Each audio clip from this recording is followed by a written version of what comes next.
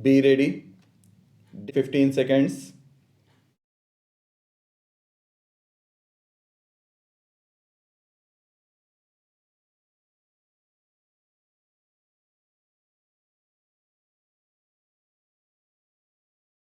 Mr. Speaker, sir, this is the seventh day, I believe, of this debate, and 70 persons have already spoken. I am the 71st in the long procession. I have been hesitating whether I should take up the time of this house in this marathon race. I might straight away say that I am not greatly interested where a particular state boundary is situated, and I find it very difficult to get passionate or excited about it. I have my preferences, naturally, but it does not make much difference to me where the internal boundary of a state is drawn. Infinitely more important is what happens on either side of the boundary, what happens within the state, and what happens to people inside a particular state who may linguistically or in any other sense from a minority.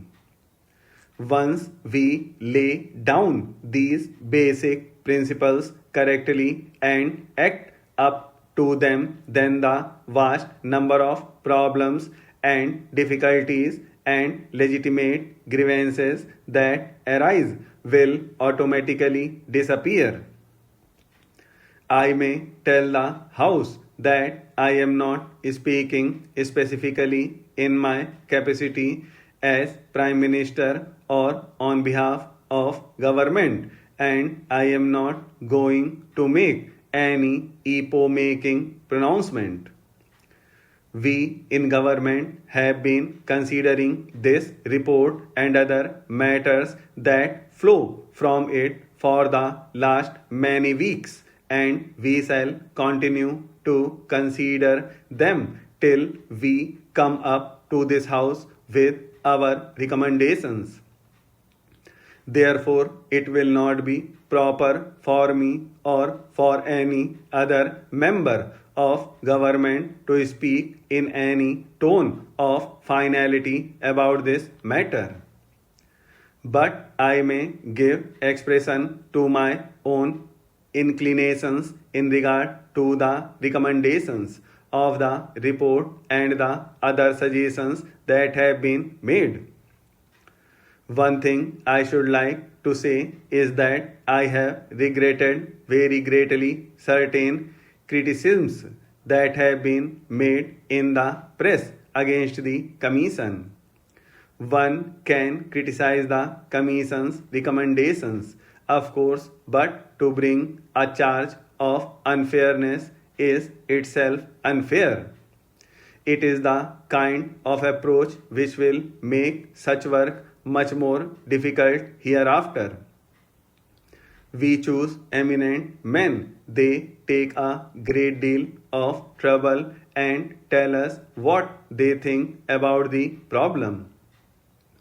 We may or may not agree with them, but to attack their fairness is, if I may say so, not only a wrong approach but an indication that one's case is right now very weak. May I also suggest for the consideration of this House that while members here represent their constituencies, they represent something more. Each member is not only a member for this or that area of India, but a member for India as a whole. He represents India, and at not time can he afford to forget this basic fact that India is more than the little corner of India, that he represents. This is more necessary when we have to face certain forces which may be called separatist. People's attention is being diverted to local poaching, state and provincial problems, and they are forgetting the larger problems of India. It has been my good fortune and privilege to travel about India a great deal and often to go abroad. I have had that good fortune perhaps more than most members of this house. As a result, I am constantly compelled to think in larger terms, not only in a national terms, but in international terms. I see the picture of India in that larger context. Perhaps my travel has helped me to see events in the true perspective. As I travel about India, I feel excited by its moving drama.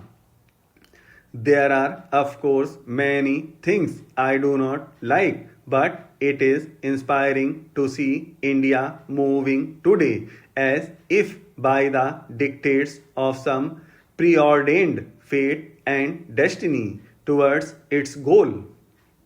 I submit to the House that we can see this better if we go abroad and see this country from some distance.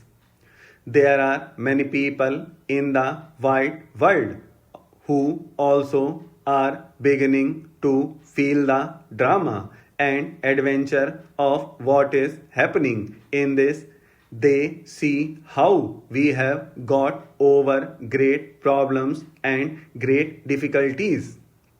It is true that we have been greater problems ahead, but we are judged in the measure in which we have succeeded in the past.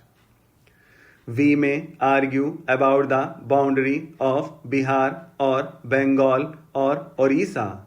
We may regard the question as important, but the word important is a relative word.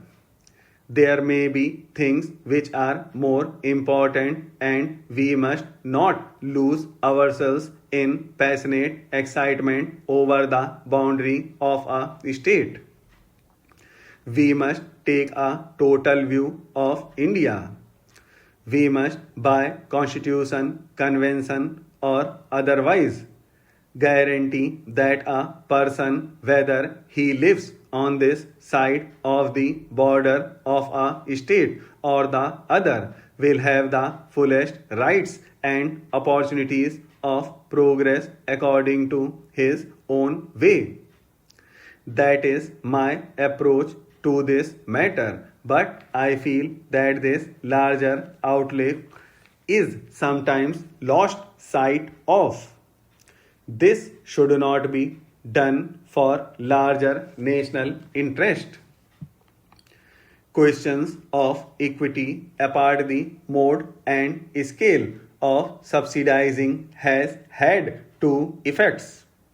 One has been to induce a faster rate of growth of enrollments at this level than is otherwise likely to have taken place.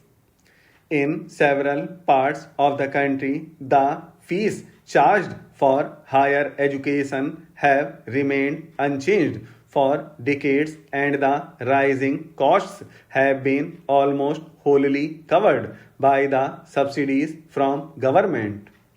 Higher education has therefore become almost free for those who are in a position to meet the other related expenses.